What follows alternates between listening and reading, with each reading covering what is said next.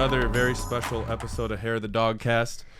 Today we have a very special guest. She is a variety streamer known for speedrunning games, Just Dance streaming, and super delightful cooking shows. She's a Twitch partner, a voice actor, a major advocate for girls in gaming, and a bunny enthusiast. You probably know her from doing interviews and co-hosting Games Done Quick. We have the always charming, the effortlessly enchanting Kung Fu Fruit Cup. Hello. Hello. That was such a sweet intro. Thank you. Thank you. I'm so glad you're here. Thanks for coming on. Mm-hmm. How is GDQ treating you so far? It's great. I have felt a bit more busy than usual because this is the most interviews I've ever done since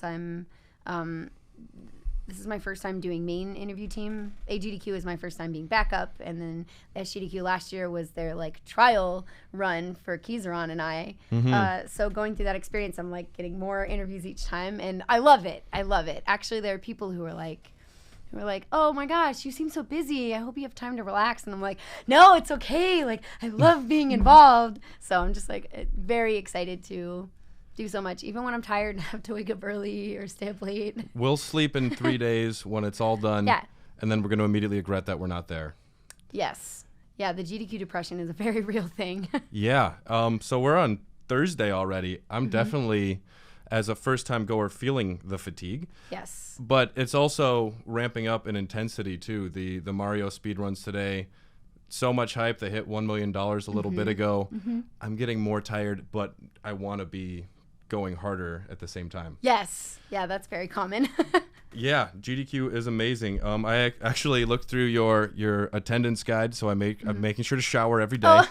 Okay, good. Thank you. Good advice. I appreciate that. How did you get involved with hosting for the event? Because you said last SGDQ was a trial run. That was for interviewing. That was just for interviewing. So before that, I have been a host. Okay. So this is my 11th GDQ.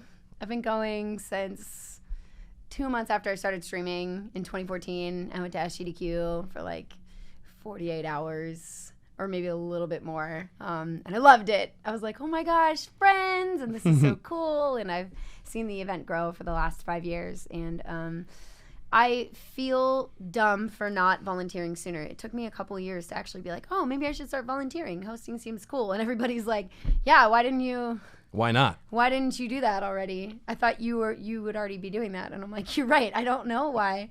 So a couple years ago, I volunteered to host and got in. And I've been doing back and forth hosting ever since. I've helped out with some of their off stuff like GDQX and Harvey Relief Done Quick. And then I've hosted for a couple of main events as well. A couple of AGDQs and SGDQs. Yeah. Yeah. And it's been really fun. And then last year, I was very pleased at the fact that, I had so much fun with hosting. I was like, well, I want to do even more. So I remember speaking with a staff member at a different event and was like, hey, if you have any more opportunities, I'd love to help out. Interviewing would be really cool. And they were like, well, we were actually thinking about trying out some new people and your name came up. So I got really lucky. I just, sometimes luck is what you need, but you never know if that opportunity is there for you unless you ask. And if you hadn't been a presence and doing streaming and stuff beforehand, you were doing the work, although you were remarkably successful fairly quickly, right? 2014, you started streaming. Yes. And within 2 months, you were a Twitch partner. I was. That's amazing. Yeah. Even I was extremely surprised. I remember crying the day I got accepted for partner. It's just another example of luck, honestly. I got partnered because stream was going well because I was already really invested in some communities around me, and so people kind of found out about my stream because of that. But right after GDQ, it's like, oh my gosh, there's a girl on the camera.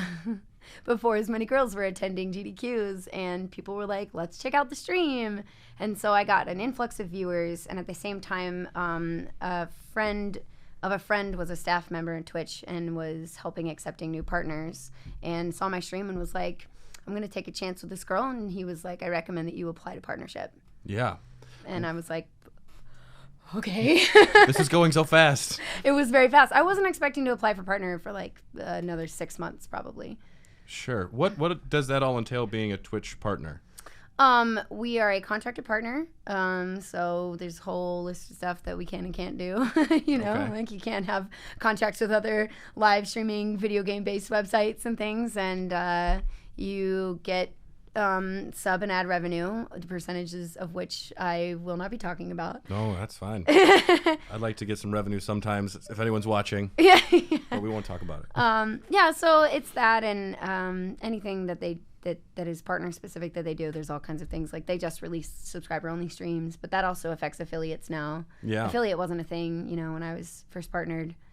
So there are different benefits for it, and I've just been kind of especially lately pushing to see what else I can do with Twitch. And I love the interviewing thing, and I want to keep working on that.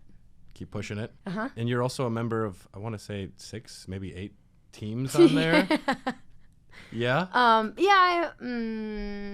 Or you're affiliated with a number of them? I am accepted on at least 6 Twitch teams, yes. Yeah. One of which I actually started, and that is Girls on Fire. Yes. We haven't been doing that much lately, but it was just a way to help encourage girls in gaming, which now I think with the whole Frame Fatale thing with GDQ, ours is more girls in speedrunning, so this is a perfect example of GDQ kind of following up on what myself and my co-captain Yellow Killer Bee wanted to do and just help and be like, hey, girls speedrun too. You can check out some awesome ones here. Yeah. And I know with Frame Fatale specifically, there are some people who are complaining, like, put them in the main event. Like, why aren't you just putting the girls in the main event? Or like, oh, way to be only girls. And it's like, hey, look, it's a minority in speedrunning. Yeah. And it's not that they're not being accepted to GDQs. The purpose of Frame Fatale was to showcase that there are more women than previously thought who do speedrun and encourage more women to get into speedrunning to apply to GDQs to help boost up that percentage in general. So it's an encouraging event, and it was really fun.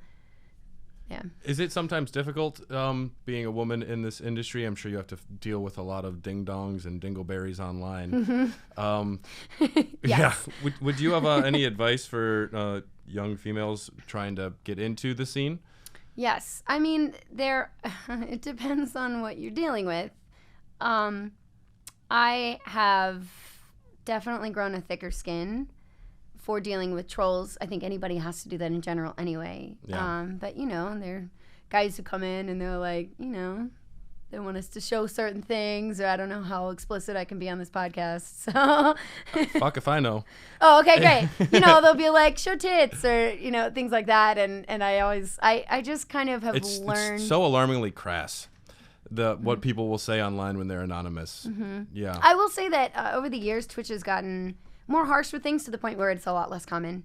Yeah. It used to be so much worse. So girls getting into gaming now, it's going to be a little bit easier in some regards, not in all, of course.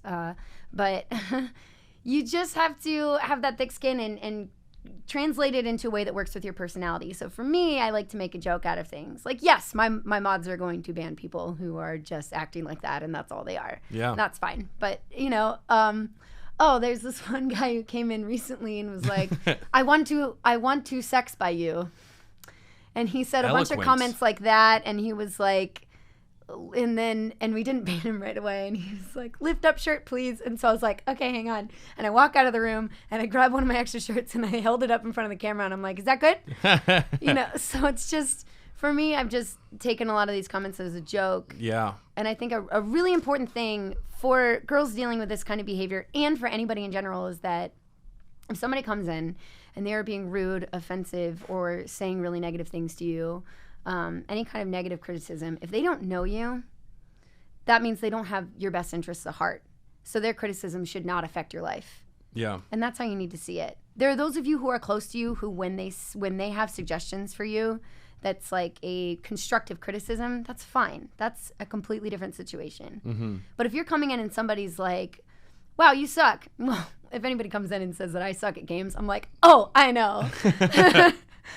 But if somebody's coming in and they're just being a total dick, you're like, do you know me? Do we have a connection? You don't even know me. Yeah. Yeah, it's not like it's not a means of being like, I'm better than you. That's not what it is.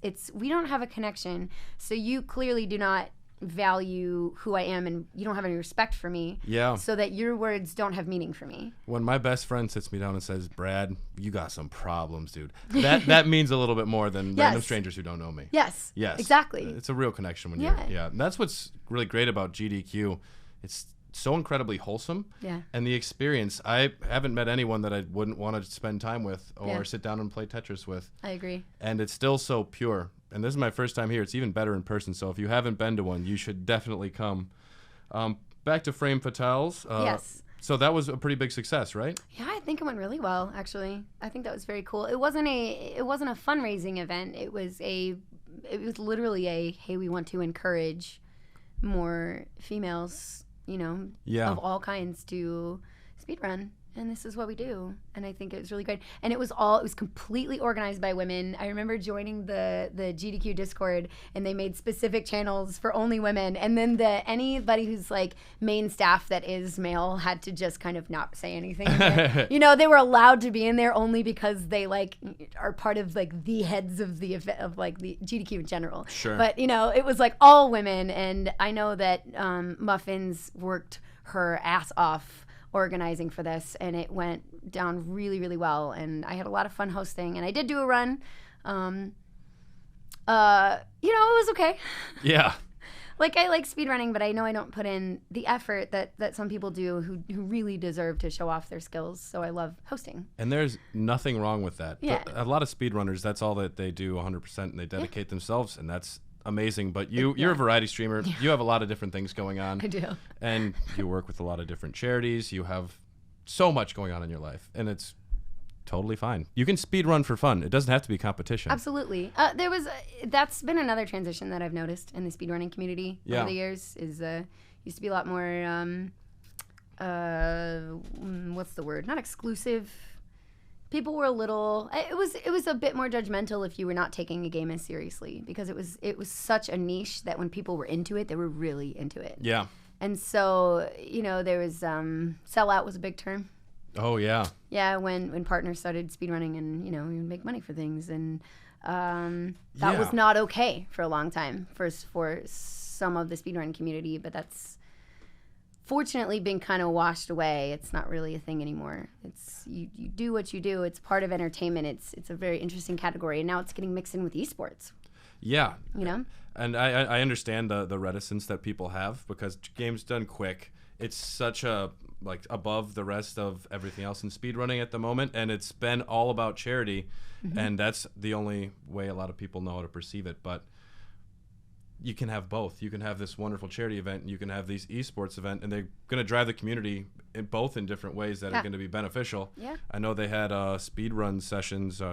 Twitch Rivals. Twitch Rivals, they were running, I think, Spyro. I forget what it was. Hobbs mentioned it. But a lot of people got their PBs in this competition that was based on money. It's a different driving factor. So you can have both. Yeah, absolutely. Yeah, and I think there's room for it. A little bit back to the hosting. The pre-show for this year has got to be the funniest skit I have seen yet. And I've seen all the GDQs. What goes into that rehearsal process, the writing process? How involved were you along that? Well, I'm not sure what the other interviewer said. I was reminded this week because I was thinking about giving out tips for helping your donations get read. And I was letting staff go over it. And then they were just like, remember, like if you're representing GDQ, you just have to be careful with what you say. So yeah, I think it's fine to mention that as soon as the interview schedule comes out, we're weekly meetings leading up to the event. So we go through the whole interview schedule, and we and organize all that amongst each other with the interviews, and reach out and get that all organized. And then the rest of the weekly meetings leading up to GDQ is our pre-show. They're like mostly pre-show devout now, because it's a solid half hour of whatever we create it to be. SNL skits and hypes. There's a whole lot of things going on there. Yeah, absolutely. So, you have Spike, who has years of improv, and Keyzron, who's just super duper goofy, and J Hobbs, who's been doing this for years, and Feasel, who is quiet but has like moments of gold. and then myself, who I don't know, I'm just weird. So and then bubbly, so maybe I bring Bubbly, that in. positive, yeah. Yeah, but occasionally like lightweight trolly. So hopefully it's a good combination. You pulling scent out of the crate was amazing. I love that. Yeah, I also loved shutting him back in. So I did that. That was not planned. They brought out the box. That was after we arrived in person. We didn't know that was going to be a thing. Oh, really? Because we didn't really know what Scent was going to do with his prize segment yet. We had kind of arranged our other stuff when we were like, Scent, you're going to have 3 minutes. So do your prize thing. And so once we got there, they were like, yeah, we're going to bring him out of the box. And I was supposed to be the one kind of interacting with him. So I was like, okay. And then we did our rehearsal. And then I said like, okay, bye, Scent. And then put him back in the box. And then the second time I was like, I just kind of randomly was like, yeah, I didn't find anything good in here, and closed the box, and Spike just lost it. He lost it. He was like, you have to do that. Yeah. And so I was like, okay, great. So this is kind of an in-the-moment decision to kind of be like, sorry, Keys, I didn't find anything good in here. Goodbye, Scent. And you just, yeah, and the Spike saying the whole Twitch terms of service line, that he said for the first time in person as well.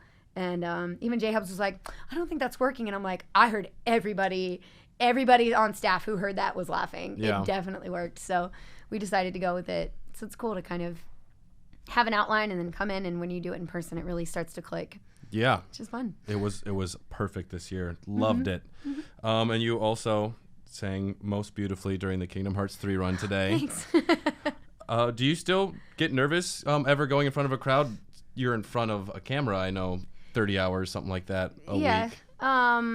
I do, actually. Yeah? Singing more than interviewing. Interviewing, I'm only nervous when I'm rushed at this point because, you know, I'm at like 8 or 9 out of 9 or 10 interviews for the week. And my last one tomorrow. And it's gotten to the point where I'm much more chill about it because I always work hard to meet with the runners before and go over questions that might suit them best related to the run, so that not only do I know how to guide them through the process, so I'm not worried about having an interview with like pockets of empty space, but it also helps them feel more comfortable because they already know topics that are coming. They're not going to be hit with something that they're like, I don't know how to answer this. So I can help them feel calm. And so I always try to assure them like, oh yeah, like, don't worry, I'm here for you. If anything goes wrong, it's me because I'll guide you in everything. And that keeps me really chill. But with singing, yeah, my voice is a bit strained right now. So being like, am I going to hit this note? Even though I've sang before on stream for Kingdom Hearts Incentives, like, we'll see. So I had to practice a bunch this morning with Casa, and I was so tired. But I'm happy that I was able to stay on key and my voice didn't totally break. You were perfect. You were excellent. And I know what you mean about interviewing. If I'm not prepared and have a bunch of questions written down, I'll improv away from them. But if I panic and I don't have anything to say, you have questions like written. It's really nice to be prepared for things. Absolutely. Yeah. It really takes the nerves down because you're like, oh, well, I know what I'm doing. We have our little cue cards, and I can be like, if I forget, I can just go like this real quick and be like, I'm on it. You just jump back on the ball. Yeah. Yeah, it makes it really easy. So you started streaming and speedrunning back in 2014. What got you into live streaming in that whole scene? Speedrunning. But the funny thing is, I did not start stream as a speedrunner. So I had friends in college who showed me a video of an old Siglemic Mario 64 speedrun.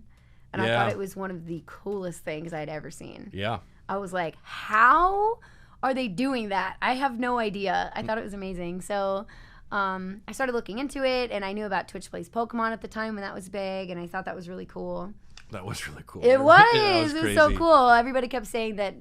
Bird Jesus. It was like everybody in the U.S. would mess it up because there'd be so many input commands, and then all the Australians would like fix it at night. But I thought that was really fascinating, and so I was like, okay. So I made a Twitch account, and I started following some people based on games that I grew up playing because I'm a huge Nintendo gamer. Yeah. And I do get very nostalgic, and I do like to replay games, so that factors in really well with speedrunning. And so I started following communities and some streamers and things. And I found One in particular, Snarfy Bobo, he still streams some. He's great, and his community was really cool, and he was really chill, and he was funny, and everybody in chat was chill, and so I started talking there, and next thing you know, I had subbed, I had donated, and I was like, this seems like a lot of fun. So I was like, maybe I'll just try it out. And so I started streaming, and I'd already made friends in the community, so once I started streaming, I had some people come in, and then the first game I ever streamed was Paper Mario casually, because I tell people that's my favorite game, and I right away there was like a group of guys who apparently saw that I was streaming Paper Mario, and they were like, "Girl, we're streaming Paper Mario," and they all come in and started talking, and one of them turned out to be really cool, and we are still to this day friends, and I just helped him with this collab project with this huge Paper Mario glitch that he did, and he's like a big YouTuber, and he's awesome, and so it's really cool that I started making friends right away, and then I just kind of grew from there and got to know people, and they were really, really nice and supported me and thought that I had potential, and then the staff thing, and it's kind of blown up. Yeah, and I didn't speedrun until a couple months later when a friend of mine and I were like, okay, we'll try like a semi-blind race of Kirby 64, because I was like, I think I can get through that pretty quickly, and I know it pretty well. And then I was like, oh, that's fun. And that was my first game, my first speed game. It's a cool way to stream too. Just choose a game and kind of go at it. That's a great way to do your first speed run, honestly. Like just a blind race, semi-blind race. You pick a game that you like, that you think would be okay to speed run, and you just try it. Mm-hmm. And if it feels good going fast, then you learn how to go faster. So you have cultivated one of the happiest and healthiest online communities with the Fruit Basket. Yeah. What is your approach to interacting with your fan base? I try to provide, I try to be a reflection of my community in a way where I don't want anybody to come into my stream, interact with me, and leave worse off than when they came. I always want them to leave better off, feeling better than before they enter the stream. So I always want to provide a stream that has, with me giving off the best possible kind of time for them. So if I'm in a really bad mood, then maybe I won't stream. And that's rare, because a lot of times streaming can help me feel better as well. If I'm not in a great space, it can help be a distraction or things like that. But it's always kind of been like that. And over the years, I've learned that the word respect is really, really key. And if somebody, so I'm almost always in a pretty good mood, and even if I'm not, it's like I'm angry at the game to be dramatic because it's funny. Yeah. Getting upset over the game or being really, I'll yell at a character's dumb outfit or something like that. But it's funny. It's I'll have a good rapport back and forth with my viewers. But if somebody comes in and they decide to be not troll me, I don't care. You can troll me, whatever. But if you're gonna start being disrespectful towards members of my community, I'm gonna start to put my foot down. And Peace out. Oh yeah. I have no tolerance for that. So it'll throw people off guard, actually. I'm a bartender. I have zero tolerance. If someone says something ignorant or they're too drunk, you're done. Get out of here. Yeah. Yeah. Yeah, a good friend of mine. We're all having a good time, and we're friends, and we're gonna stay here, and you are ruining this time, so please leave. That's what I let them know. Absolutely. And it's very similar, actually. It really is. Say. Yeah. I'm just I'm grateful that they'll give me a tip.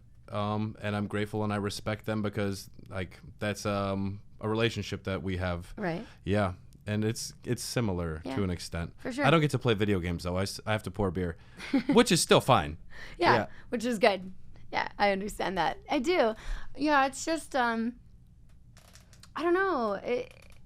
You just kind of everybody's view on how they want their stream and how they want to run their stream is going to be different. And for me, it's just the internet is full of all kinds of places, and a lot of it is negative, and a lot of it is just people complaining or things like that. And for me, it's let's have something that's a little different. Let's have I want it to feel safe and welcoming. And I've had a bunch of people, which is so cool to say. I've had a bunch of people come into stream and be like, "Oh my God, you guys are so nice and welcoming. This is awesome." For the first time, because my chat's like, "Hey, how's it going?" And they're all really nice because I'm just guys, let's not be a dick to each other. Yeah. Because you can do that elsewhere. We can just be a dick to a couple people because I can give them shit because I've known them for a long time. And it makes a big difference to a lot of people too when they come there and they're having a bad day, and absolutely. that'll turn their day around. Yeah. And that's the greatest thing I think a human can do for someone else is make their day better, brighten it a little bit. Yeah. If you can play Paper Mario and make someone happy, keep doing it. It's so good. Go it's for so it, much Kung fun. Fu. Yeah, so before I started streaming, I wanted to work for Pixar because Pixar had a really positive emotional impact on me growing up. I think everyone who's seen a Pixar film probably. Yeah. So like Pixar and Disney in general they were companies I wanted to work for because of my experiences with them, because I wanted to be a part of something that provided a positive emotional experience for others. And that was kind of like a purpose I was giving myself, I guess. And this is like a really cool way to kind of do it in more of an entrepreneurial style. Sure. I guess. So I'm loving it. It's really cool.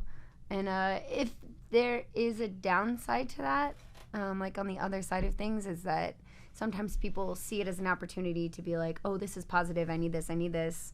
And then they're like, oh, you give good advice, let's treat you like therapist. And it's like, I'm not licensed for that. So and the bigger you get, the more different kinds of people that are going to be coming. Yeah, so it's a really interesting line, figuring out like where you have to kind of stop yourself, where it's like you want to help people and you want to inspire them to feel better and help them be more positive or be happier or whatever. It's just like add happiness to their life, right? But there's only so far that you can go with people who really need help before it's going to cause you to start drowning. And when you do that, you can't be a good support. Right. Or a good impact. So it's like it's been tough over the years figuring out exactly where I have to kind of draw the line, and like I can't help at this point, like please go see a professional. Somebody used to, really nice person. They used to donate to me and started asking me really deep questions in every donation, and I was like, I can't answer these anymore because these are things that you really need to ask a professional. It's just it just gets emotionally taxing because it's the term is emotional labor, and that's something that you use when you're an entertainer, when you're streaming. And so that's why like people can be sitting at their desk playing video games for 6 hours and they'll be like, whew, I'm tired at the end of that, because it's not just like you're sitting there just like chilling. The way that you interact with your community, it really can be emotionally taxing. But that doesn't mean it's a bad thing. It can be a great thing. It's a way that I love to expend my emotional energy. Sure. You just have to, again, just be careful about where that line is. I think people really misperceive how much work streaming is. They just imagine you're sitting in front of a TV playing games. Video games, and that's it. You are 5 to 6 days a week doing like 5 hours of stream. You are engaging with people emotionally. You are running your own business. Mm-hmm. Which means that the stream, my 30 hours a week on stream, which I actually I hope that I can like make it more, please.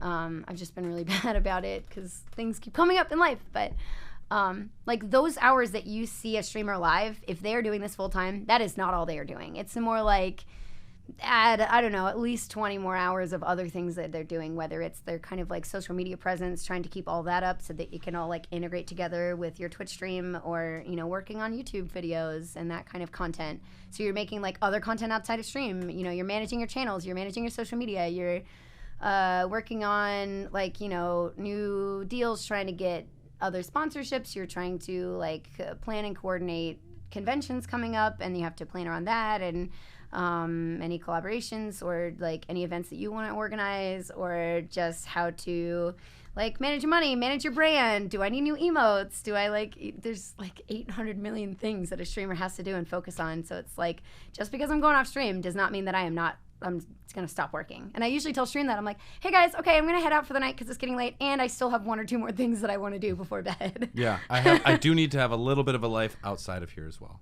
Yeah, I mean, yes, I like doing that too. Plus, I'm really bad at waking up earlier than like 2 to 3 p.m., so it's hard to like get out and get errands done before things close. Yeah. Forget to eat sometimes. No, my stomach complains too much. No, I never forget to eat.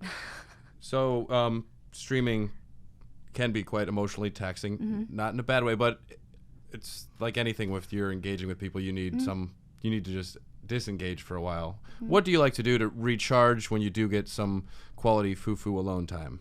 Alone time? Without Thor getting locked in a bathroom.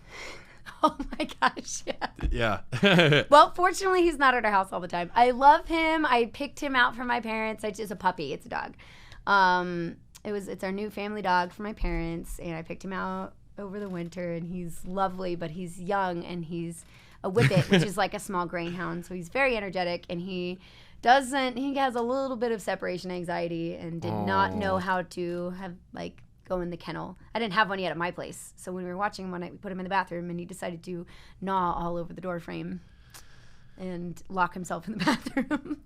Actually, did click the lock? Yeah, he chewed on the doorknob, and it was one that it's the twisty lock, lock, I mean.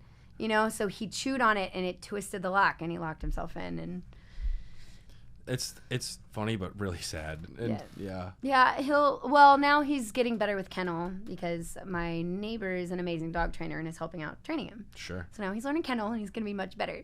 But that's not even the answer to the original question. How do I unwind? Toy Story 4. I'm seeing that tomorrow. I'm excited. I haven't seen it yet. Yeah, I still need to see Aladdin.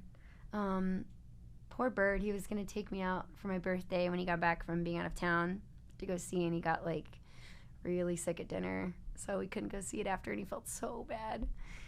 But I don't know, I like to sleep in. I've gotten to this point in my life where I grew up being very procrastinating, and I've learned how to better adapt actually having ADD to just being okay, whenever you have motivation, just get things done, just go get things done.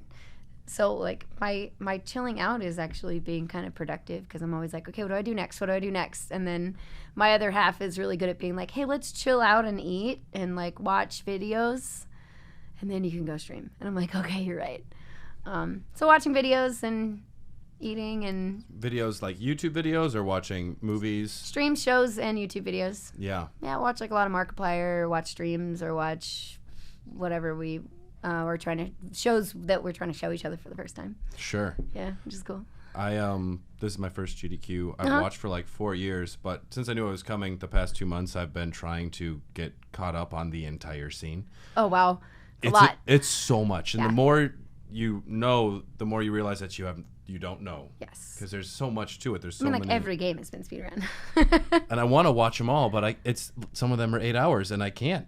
Mm-hmm. There's not enough time. No, there's not. There's really not. But it is a really cool example of how big this community actually is. Yes, it's still kind of niche, but it's not tiny. It's not. But it is incredibly niche in that a lot of people don't realize what's going on here, but the people that are there, it's getting bigger and it's very fervent. Everyone. Yes. And esports has taken notice. There's so much esports activity now. People are getting signed to teams left and right. Yeah. It's really cool because it means that we are being acknowledged for this kind of craft, this kind of skill. It definitely is a high skill type of gaming. And it's very impressive to watch. You see Cheese doing some of his 64 strats now. You're just hours and hours and hours of practicing this one jump. And then you see him nail it. And you're that is so good looking. Yeah. You think you can't optimize a game anymore. And then suddenly somebody finds something. And you're well, time to practice. Yeah. Every day there's more things going on. I was just trying to catch up on the sprint. I watched the episode you were on. Yeah. And the fact that there's more news every 2 weeks. The new I remember being on that, and we were talking about the new TTYD skip that was found, and you think that game can't get any more optimized, and they're nope, we found a new glitch, and suddenly you can skip this whole section of the game. Oh, it was the blimp ticket skip. That's right, you can find a way past the actual where you have to get your blimp ticket checked, so you don't have to go to the dawn to the boss. It never stops. I don't know if you know much about Thousand Year Door. Sorry.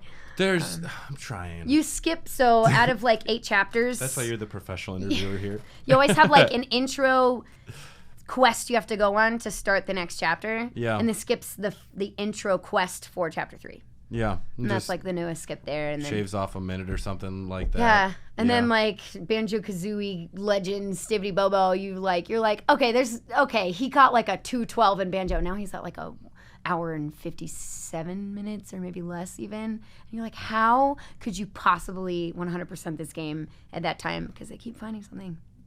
There's always going to be another way to optimize any new game anyways. Yeah. When you think it's over, suddenly it's not. People go all the way into the coding of the game just to be able to see what else they can do with it. I'm excited. I'm interviewing OmniGamer tomorrow, and he went into Dragster. You're going to know so much. I'm going to realize I don't know so much. Yes.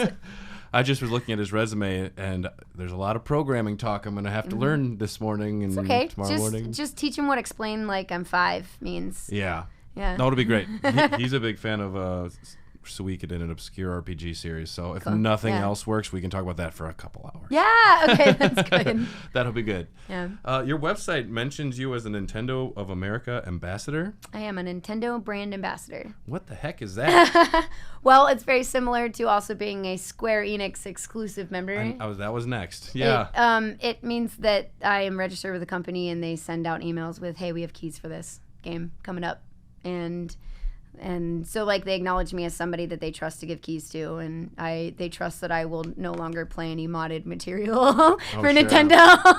I don't know if Square cares as much, but Nintendo's they're pretty picky about it. They're protective. Yes, they are, but I mean I understand. It's this with how far their company has gone. You're a little Mario right there. It's like an overprotective mom or dad before they send their kid off to college. They just they care a little too much, and it's good, and they are protecting them from the evils of the world. But let them stream some Smash videos. Yeah, sometimes. They're kind of like the Disney of gaming in a way, because Disney is also very protective. It's that kind of thing. But I love them both because they always are both trying to like. Nintendo's like, hey, we see that companies are doing this. Like everybody's getting on this like highest quality video with all this stuff, and they're like, nah, we're gonna make a really cool handheld that's still good quality, but like we have all kinds of other purposes we want to do with it. And they're like, it's we're gonna give that's what they do. They work on innovation. And even with speed running, you can tell that while they don't support mods or ROM hacks, they don't like, as a brand ambassador, they're like, please don't. You can see with like Mario Maker 2, and a bunch of games come out with like speedrun timers. They're definitely like speedrun timers. They have way more leaderboards for run times now. Like they're paying attention, but they're like, we're gonna do it. We're gonna do it in our own way. And now they have like the Labo VR, stuff you can make, and you can like build your own VR thing in there. So they're like, we're gonna give you things that people are trying to build, but officially Nintendo. Yeah. And I think that's actually pretty cool. So yeah, being a brand ambassador it's like a glorified like, hey, we'll give you keys to some games and send out a newsletter. But I wanna do more with them, so I'm gonna see if I can push that and be like, I have interview experience. Yeah. What's up, Nintendo? What's up? How's it going? It's only one of the coolest companies in the world that could be happy to be a part of. It'd be amazing. Yeah, I know a few people there now, and I just wanna see what I can do. So maybe we'll check back in a year and see if things are a little different. I'm so excited. That would be cool. I would be very excited too. Yeah. I know recently on your stream you played through the Kingdom Hearts series, and then Kingdom Hearts 3. What were your thoughts after your first playthrough? Okay, so I love Disney. And and being I do, yeah. Oh, me too. Oh, good, yay. Oh, I love Disney, yes. Okay, so Although I saw Tarzan for the first time the other day. It blew my mind. For the first time? I'm catching up on a few things. Gosh. But no, I love Disney. And Pixar. Yes. Yeah. Pixar's wonderful. So as a big Disney person, when I first played Kingdom Hearts when I was little, I loved it because you could just go and fight enemies, and you could interact with Disney characters in all the little Disney worlds, and you played as Sora, Donald, and Goofy, and they were like happy-go-lucky team that always fought to be positive. We're friends. It's the cheesiest line in the world. My friends are my power, and I make fun of that on stream all the time, but like I also secretly love it. I just love it's like this beacon of positivity that people underestimate with Sora's character. Yeah. And so people are like, yeah, Sora's character is really flat. Like, he's not interesting like Roxas or Axel or like, Vanitas Riku or whatever. And Xion and the 35 other versions of Sora. Yeah, right? But the thing that they don't give Sora any credit for, I'm like, could you stay that positive and work that hard in that, like, helping out that many problems and being, like, feeling solely responsible currently? Wouldn't you think that would break you down as a person? Yeah. And he's got people who help lift him up, and they actually give you examples of being like, your friends can really help lift you up when you need it, because you see when he feels down, but you see how they help push him up, and he's like, you know what, you're right. And he has like more confidence and so much determination and willpower, and you do see him grow, even if it's not as much as some other characters, because Riku starts out being a total douchebag and then turns out to be okay. Like, he doesn't have to go through that, but he grows a ton, and that's why I love him. He's great. I played through this series too. I think it was after Birth by Sleep where he finds out he didn't pass the Keymaster test. No, that's Dream Drop Distance. Dream Drop Distance, you're right. But he's told, sorry, we have to take all your powers away. His initial thought is, well, that's fine. I did it once. I'll just do it again. I was like, you motherfucker. Yeah, I know. You positive bastard. I love it. Yeah, He's got so good. much, it's like that confidence. He's just like, I will not let that stop me. I love it. I think it's amazing. And I think that if more people had that in life, like that you could go so far. And so when I played Kingdom Hearts 3, I brought that up because people were like, I really want to play as all the other characters. And I'm like, you know what I want? I want to play as Sora, Donald, and Goofy. I want to go to Disney-themed worlds. And I want it. And it was beautiful. And it was fun to play. Like, fun movement. I love hearing all the original character voices. I like how... They do a great job with that, yeah. I like how hard they worked trying to integrate the characters with the Disney worlds. And you can see how... the limitations work for each world based on each movie franchise. Like Frozen was probably the weakest because they probably had incredible limitations on what they were allowed to do with the story. Yeah. So in the other worlds where they had more freedom, you could see that they had more creativity with it.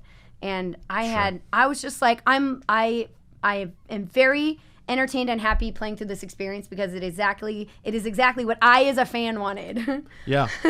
So I loved it.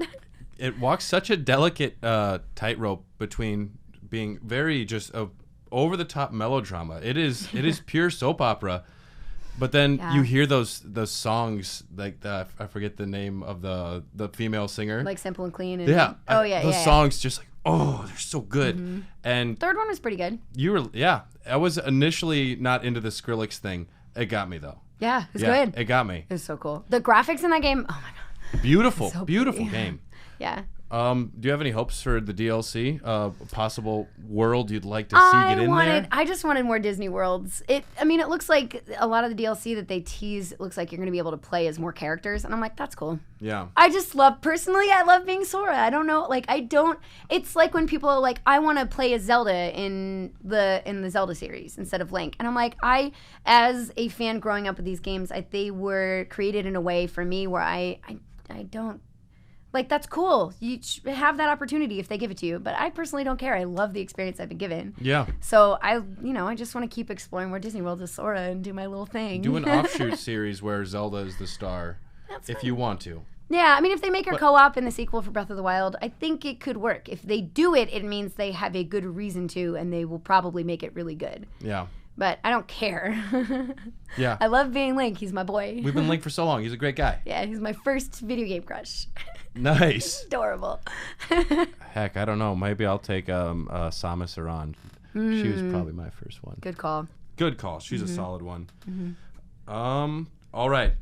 So I'm going to ask you some rapid fire silly questions. But before we get there, where can our viewers find you?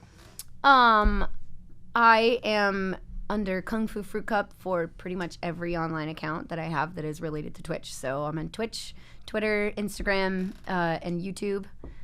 And those are my 4 main platforms that I use. And YouTube looks like it's been dead for a long time, but I actually have videos prepped and ready to release to make the channel active again, and I'm really excited, especially after that awesome collab for the Paper Mario glitch thing. So that is coming out soon, but it's everything / Kung Fu Fruit Cup. Kung Fu Fruit Cup. Go find her if you don't already know, but I'm sure you do. You can find us at Hot Dogcast. That's on Twitter. I'm still new to the social media thing. Here, the Dogcast. I'm personally Loaf of White Brad on Instagram. I have that's clever. It's okay, right? There's a lot of bad puns. I went for like Good Cop, Brad Cop. I went for a lot of things. They were all taken. Oh, I like it though. You still came up with a good one. Brad to the bone, taken. Oh, give me a break. Come on. Yeah. Yeah. So find us on there. What about give me a Brad? Give me a Brad? Yeah, instead of give me a break. Nah, it doesn't quite work. Because it likes to end with a D. I get it. I've done a lot of deep research. Yeah. into the Brad mythos. I just noticed you had the little Spirited Away football guy. Yeah, it's one of my emotes. Somebody. I got the Princess Mononoke, Spirit of the Forest, and I got a couple of little guys in Kodama! there. Yeah, I got a few of them. Those are like less than a week old. Oh my gosh, it's new. Yeah. That's so cute. Oh my gosh. This one's my favorite. When I see him in the mirror, I'm like, what's up, little butt? He goes, ding, ding, ding. Little head shakes. So cute. Well, we could do a whole episode on Studio Ghibli and Disney and Pixar. We could. We'll save that for the next GDQ. So rapid fire silly questions. Don't think about them too much. We're just going to go for it. Try. Favorite Keanu Reeves film? First one came in mind was The Matrix. This is the first one I ever saw him in. Awesome. Cats or dogs? Dogs. Favorite ride at Disney World? At Disney World, it's the Rock and Roller Coaster, and at Disneyland, it's the Indiana Jones ride. Perfect. Thanks for clarifying. Favorite board game? Right now, I'm super into a game called Magic Maze, but we also play a lot of Betrayal at House on the Hill. Okay. Better Lego set, Hogwarts or Disney Castle? Oh, well, Disney Castle, because I love Disney a bit more. But they're both so cool. I saw you were doing the Hogwarts one. I got really jealous. The Hogwarts one has more rooms. Yeah. Which is really cool. So it's really hard to pick. I like that they had mini Lego figurines. Yeah, they too, were micro figures. Micro figures, because there's so many that they had to include. A 6,000 piece set for a full castle. It was crazy. Super jealous. Yeah. It was offensive. Favorite Studio Ghibli film? Is Spirited Away. Awesome. So 1 is Spirited Away, 2 is 2 is Howl's Moving Castle, 3 is Nausicaa in the Valley of the Wind, and 4 is Castle in the Sky. I'll go. So those are my top 4. Mononoke and Porco Rosso for me. Porco Rosso, I haven't seen that forever. I love Porco. It's a cool one. I'm a pig though too, so there's an argument for Studio Ghibli films versus subs versus dubs, because you're supposed to always, if you can, listen to the original audio, but there's so much visually happening that... Yes, that's why I prefer the actual dubs instead of subs, because they're done really well, and you just want to be able to look at everything on the screen. They're overseen by real directors that work for Pixar too, instead of we're just outsourcing it to someone. Yeah, no, they work very, very hand in hand with Disney to have a proper translation. Yeah. Studio Ghibli, sorry, I get excited. Favorite Pixar film? Up. Up is so good. Mm-hmm. You're at least asking me favorites questions that I've answered before, because I'm really bad at favorites questions, usually. Okay. Best Final Fantasy? I want to say 10, but I played 9 recently, and I really loved it. So between 9 and 10. Charming. Yeah, it's charming. It is. It's very charming. Yeah. Titus is really annoying, but 10 was my first one. So Titus is really annoying. And I don't always agree with Nomura's character designs. No. Whoever dresses like that in the morning, just take an extra moment and think about it. Titus. It's fair. Yeah. Do you have anything else to put on? Yes, Zidane was also a really charming main character for once in a Final Fantasy film. He has a lot of character. He has a lot of character. He's kind of a rascal instead of. Yeah. I think that's part of why I liked it so much. He's so depressed, which a lot of them are like kind of sad. Yeah, going through this like really hard emotional trauma, and he's just like, I kind of really like this girl, but I'm also kind of like a flirt, and but I'm just gonna do what I can to be a good person. Yeah, my man. Yeah. The next game you're excited to be released? Link's Awakening remake. I have a bunch though. That looks so good. Mm-hmm. Also, new Animal Crossing. Also, the second Hollow Knight. Also, I just started Hollow Knight the first time. It's so good. It's so good. All right, and last question: should I dye my beard bright orange? Maybe like ombre it. Ombre it up. What is ombre it? So it goes from brown to orange. Whoa. Mm-hmm. Just the tips. No, not just you don't want. No, it's like a fade. Yes, a fade. Fade. It's a fade. So it goes like a sunset into like sunset orange, because just the tips is like early 2000s when people got their hair like frosted tips. You don't want that. No, not that JT. No, that looks like look. It looks like if you did like the tips, it would be like you dipped your beard in hot ashes and they were about to burn off, because they turn like orange before they like. It's like hot coals or something, right? Okay. So you don't have to like fade up. I'm gonna up my beard game. Yeah, fade up into that orange. That'll be nice. Fufu, thank you so much for taking time to come up here. Yeah, of course. You're wonderful. You're adorable. Thank you.